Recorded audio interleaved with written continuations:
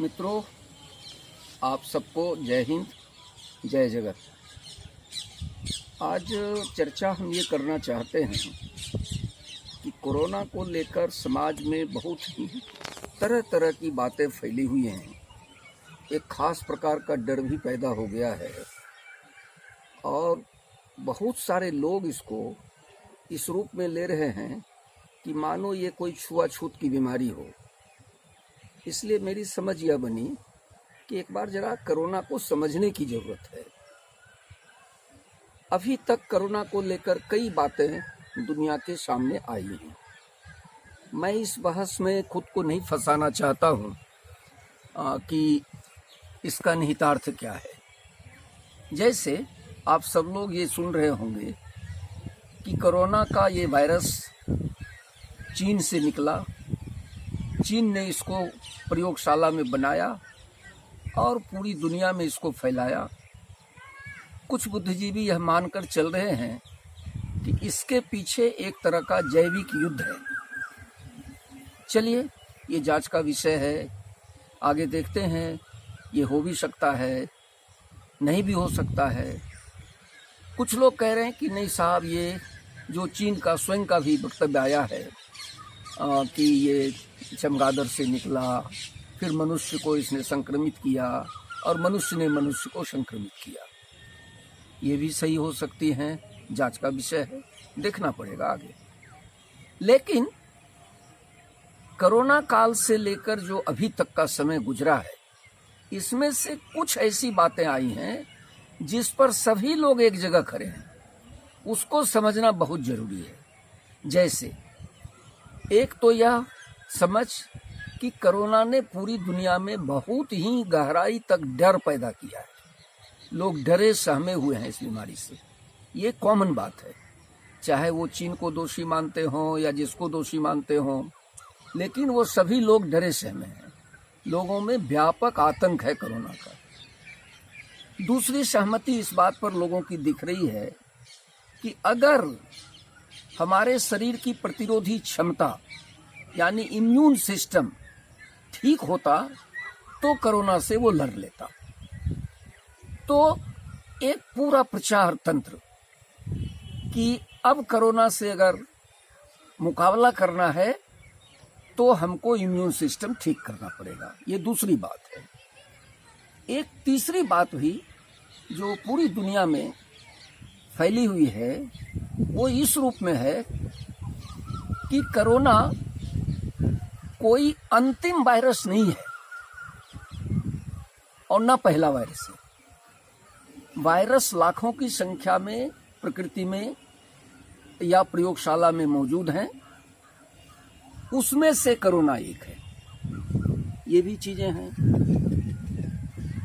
अब ये जो इम्यून का मसला है कि इम्यून सिस्टम जिसका मजबूत होता वो मुकाबला कर लेता, यानी कुल मिलाकर ये बात कही जा रही है कि अब मनुष्य को एक ऐसे जीवन के बारे में विचार करना चाहिए या करना पड़ेगा जिसमें वो अपने शरीर को स्वयं के स्तर पर ठीक रख सके।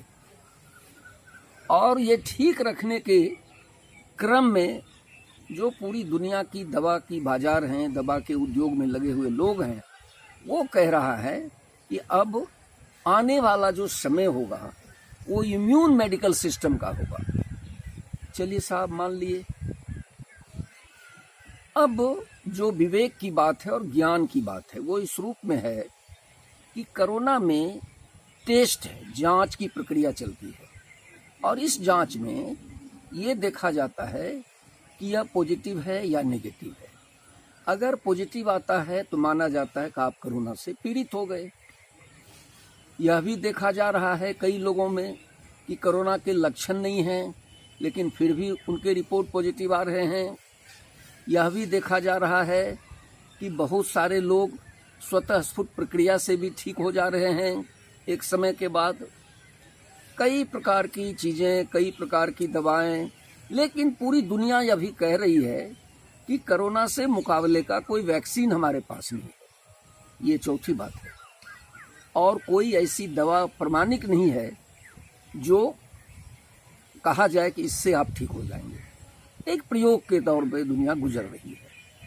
और उस प्रयोग में जो मेडिकल साइंस है हमारा, विश्व की जो संस्थाएं WHO या भारत में जो ICMR है, ऐसी संस्थाएं जो गाइडलाइन बता रही हैं उसको हम सबको पालन करना पड़ता है या करना है।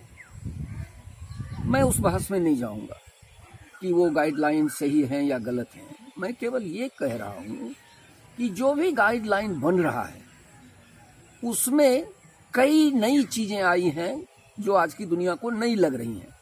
हालांकि सच है कि ये नई चीजें नहीं हैं। आज से 100 साल पहले भी इन शब्दों का प्रयोग हुआ था, लॉकडाउन का, क्वारंटाइन का, आइसोलेशन का, सोशल डिस्टेंस का।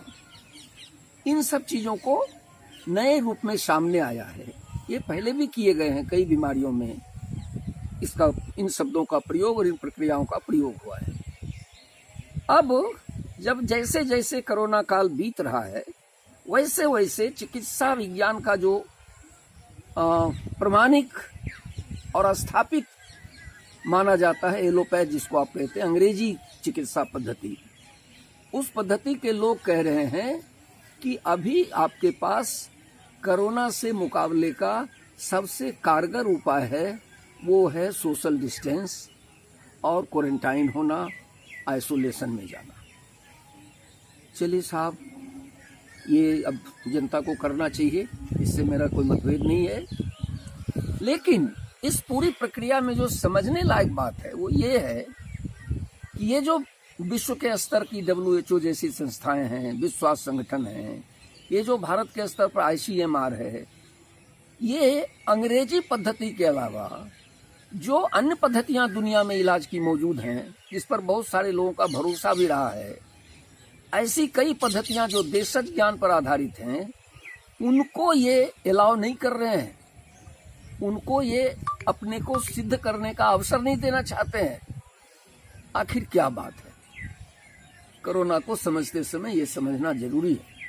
मेरी अपनी समझ है कि समय समय पर चिकित्सा जगत में इस तरह की बातें आई हैं और आते समय इसके वैक्सीन का, इसके इलाज का की दावेदारी भी हुई है। लेकिन जिसको आप इलाज कहते हैं, उस इलाज से आज भी दुनिया में HIV से लोग पीड़ित हो रहे हैं। पता नहीं कितने पैसे वो खर्च करते हैं इलाज पर, इसको कहना जरा मुश्किल काम है। कैंसर से लोग पीड़ित हो रहे हैं, इन्फ्लुएंजा से लोग पीड़ित हो रहे हैं, कई तरह की बीमारियां, जिसकी दावेदारी ये भी की गई कि इसका इलाज निकाल लिया गया। कई ऐसी दवाएं आई सामने जिसको बाद के दिनों में प्रतिबंधित करना पड़ा। हम इन चीजों को आपके सामने इसलिए रखना चाहते हैं कि कोरोना को समाज विज्ञान की दृष्टि से, सामान्य बुद्धि और विवेक की दृष्टि से समझते समय अगर यह मान लिया जाए कि ये जो शारीरिक दूरी है उसको बनाए रखना जरूरी है,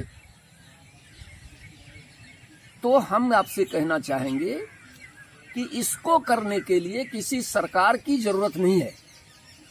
ये आम जनता के विवेक का मामला है और आम जनता को इस बात को मानना चाहिए कि अगर कोरोना से मुकाबले में हमको सामाजिक दूरी बनाए रखने से, जिसको हम सामाजिक दूरी शब्द नहीं कहना चाहते हैं, हम तो उसको शारीरिक दूरी कह रहे हैं, उसको बनाए रखना चाहिए। और इसमें कोई सरकार के पक्ष या विपक्ष का मसला नहीं है, ये हमारे अपने प्राण रक्षा का विषय है।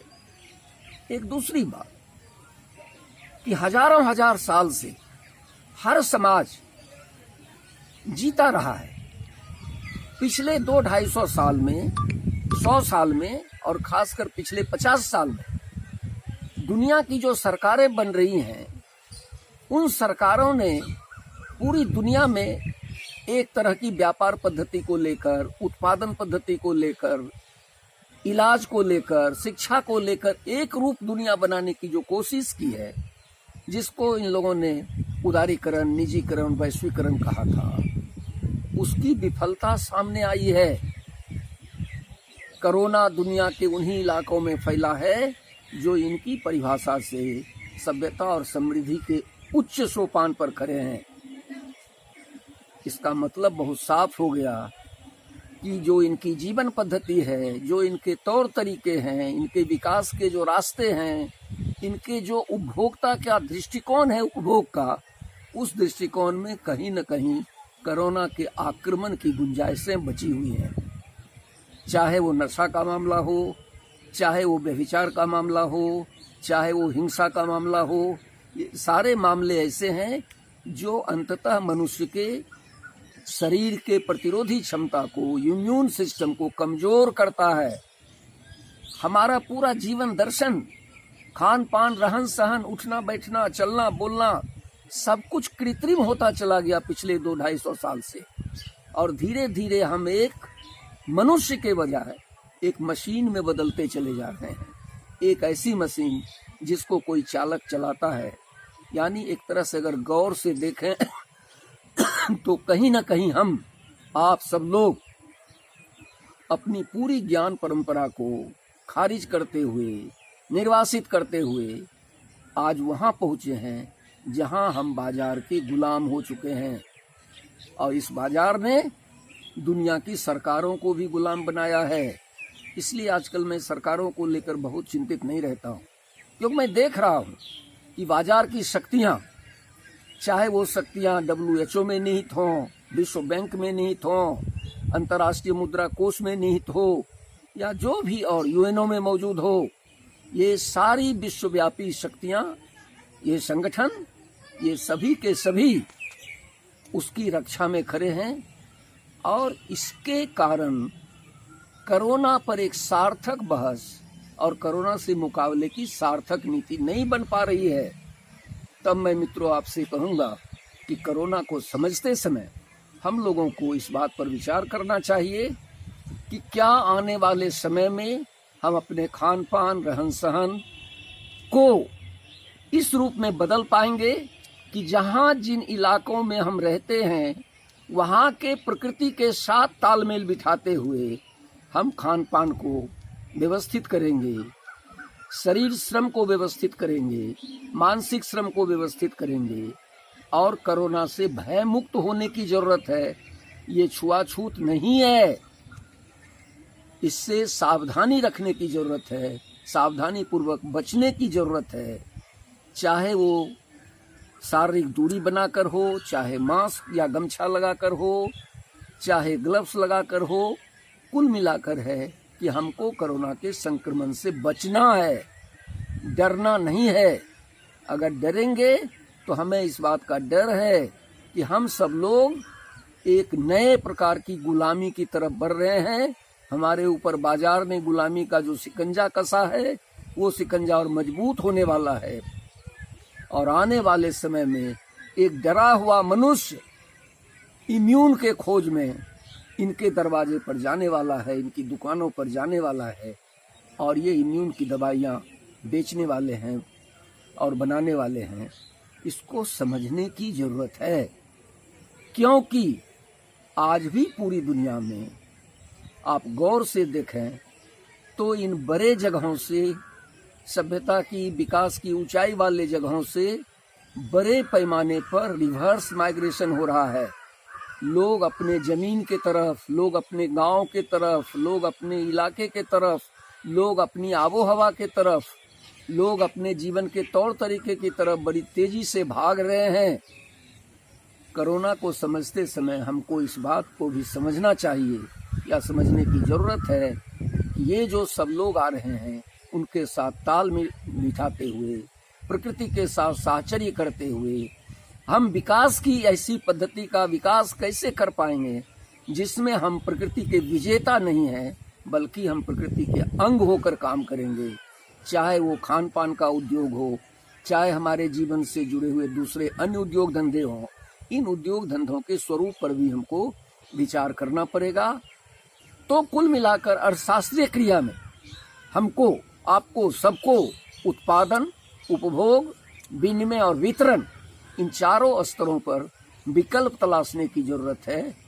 अगर हम विकल्प तलाश सके तो न केवल कोरोना का मुकाबला करेंगे, बल्कि कोरोना के बाद भी जो संभावित वायरस होगा हम उसका भी मुकाबला कर पाएंगे।